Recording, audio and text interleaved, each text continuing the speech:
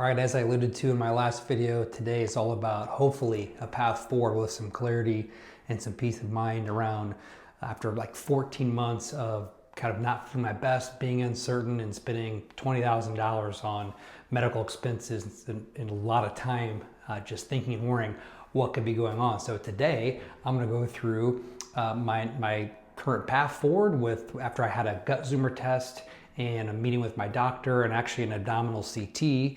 And so I've got a lot of, I think, good news to share where I continue to feel optimistic. And you know, I didn't really intend on winding up here in episode 10 of this season. My goal was to begin, lose about 10 pounds, get more fit, work on my metabolic health and my sleep. And a lot of good things are happening, but here we are because this is, you know, where I'm at. When I started this back on November 30th, my first episode, I had just started my functional health clinic with the goal of, my primary goal is just figuring out what's going on with my body so I can feel my best. I tried to pair that with some goals around being active, working on my food, and my sleep and such. And that was the genesis of this 12-week focus, real progress, you know, goal. So the progress hasn't happened to the desire that I want with the weight loss and such, but I do feel progress around my overall health.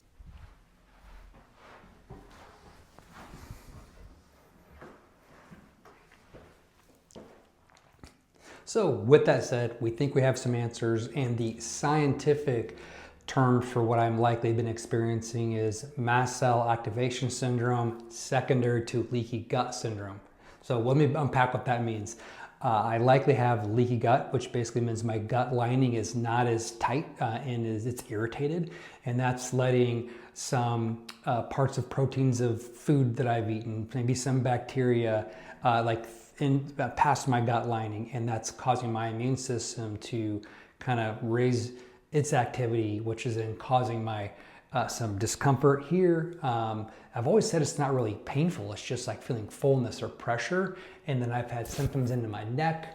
I've had, again, a hard time with my heart rate recovering after exercise, just feeling brain fog, a lot of things that are consistent with both of those syndromes. So that is kind of where we're leaning, and I'll get to kind of how we arrived at that conclusion. So again, essentially, I had this gut zoomer test.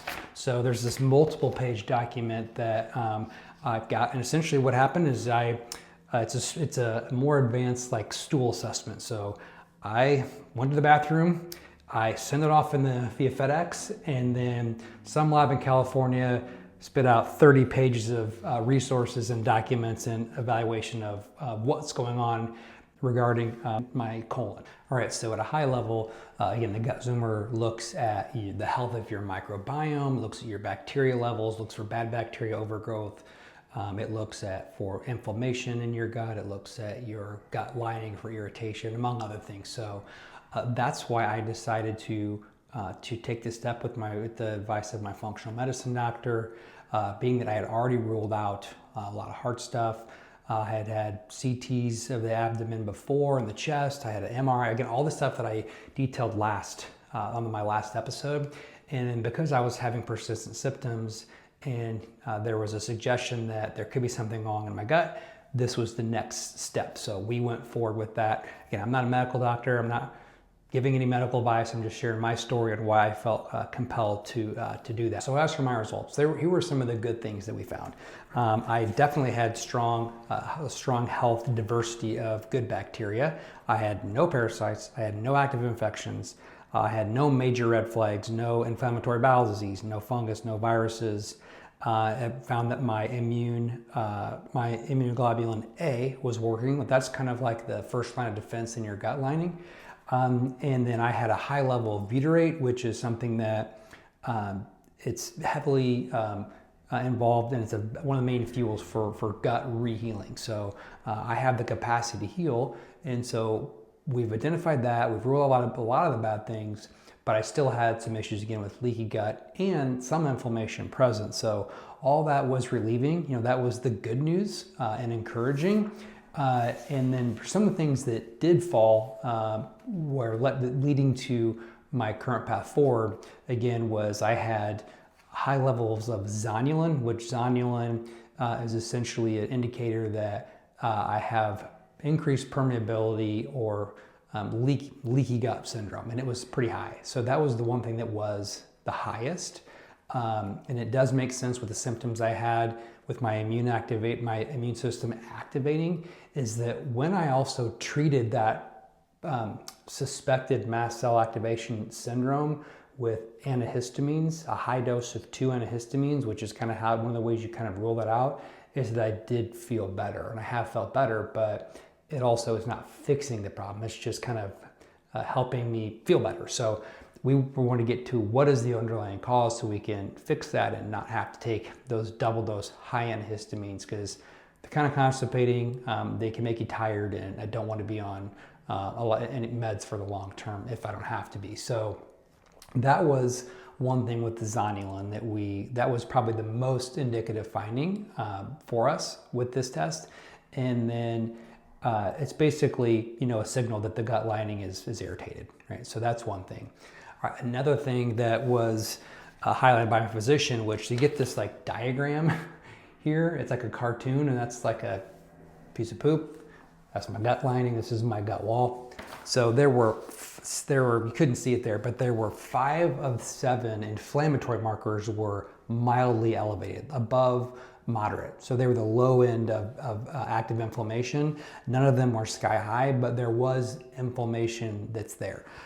In addition, I had one of the gluten has a lot of pieces, and one of the pieces is called gliadin. So I was having, it showed that my gliadin was high. And so it's not that I have celiac disease. I've been tested for that. It's just that when in the instance of an irritated gut, things like gluten or parts of gluten can then further irritate an irritated gut lining. So that was a finding. And then one of the last findings was that I had the presence of eosinophils, or a type of immune cell that are often show up like with food allergies or food sensitivities. So those were present in my stool as well. So we're talking about high in likelihood of leaky gut with zonulin, 5 of 7 inflammatory markers mildly elevated, and an active eosinophil presence in the stool as well, signaling that maybe there's some food thing that's contributing or causing my symptoms as well. So those are a fair amount of things that are closely related enough, in addition to me feeling better by treating mast cell activation. Those are the things that we talk through and why we feel really good about the path forward. Just having some likely certainty that this is something we can attack and have a plan for. So with that, as far as my plan, for one, we've ruled out that, first off, after my episode last week, the next day I had an appointment with my doctor where we went through all this. And then right away, I actually had an abdominal CT done on that 4 days later on Friday. So the reason we did that is because of the 5 of 7 inflammatory markers. We wanted to see how if there was any active inflammation. Maybe there was some inflammatory bowel disease, although it wasn't likely. So I went to the appointment. I drank the liquid to have the dye in my colon and my small intestine, and then right before I went through the CT scan, I got the injection of dye as well for that. So bottom line, good news is that it showed no active inflammation, nothing major. It did show that I was constipated, but otherwise that was further encouraging news to where there's not something chronic going on here. I just need to give my gut time to heal, and that's what I'm going to do. So as for my path forward, I've changed my diet a little bit to really focus on softer foods and more cooked vegetables than non-cooked vegetables. And then I'm going gluten-free for 2 months, and then I'm going to follow up with my doctor. So that's something where so many good foods that I eat, that you can eat, that are not gluten-free. And there's a lot of good things that have gluten. Trust me, I love bread, I love pizza, I love all those things. But for the period of time, we are going to take that away as an potential irritant. Basically have cut out alcohol entirely. I had a drink last Saturday with my daughter, but I have no desire to have any alcohol. That's also a gut irritant. And then I am basically just trying to incorporate a lot more softer foods and less raw vegetables for the time being, while incorporating a lot of fish, chicken, some beef, and then some cooked vegetables, a lot of zucchini, carrots, and potatoes, and then a lot of rice, oatmeal, bananas, things that I do eat generally, but not as common as I'm eating them now, while I give my gut time to heal. Okay, so that's my path forward as it relates to dietary updates and changes, and over time, as I believe have been feeling healed, I will intelligently try to challenge some of those items back in. And if it turns out I have to be gluten-free or dairy-free or completely alcohol-free, then I will do those things. So my idea, I love a lot of fresh vegetables, so to not have as many right now is not my favorite. So that's something, again, I'll just intelligently add those back in, work in more probiotics, work in more legumes and beans and stuff that currently I'm just not taking. Fermented foods, so those kind of things. So that's the plan there. And then exercise, I will continue just with a lot of walking.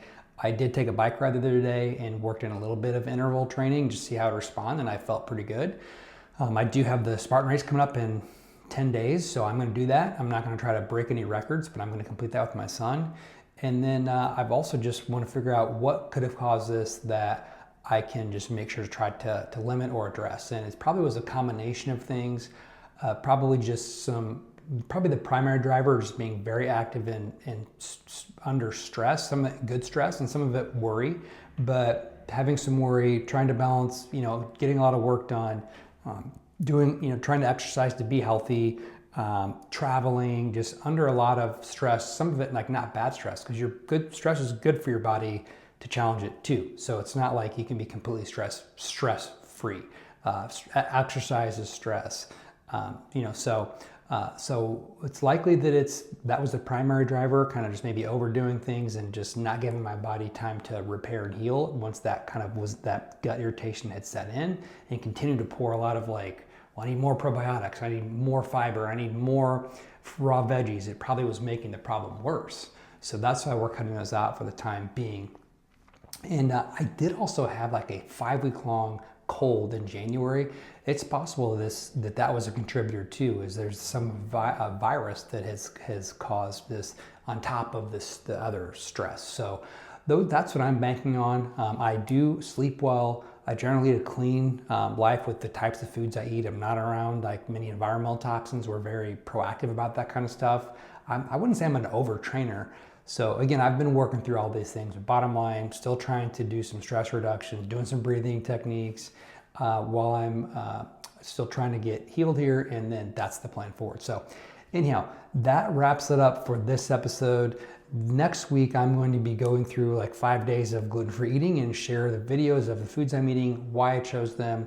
And so I'm excited to share that with you. I got some good meals planned, and I hope you'll take away a recipe or meal or two that you find satisfying. So thanks so much for watching, and I hope to see you for that one. If this approach resonates with you, I'd love for you to subscribe and follow along.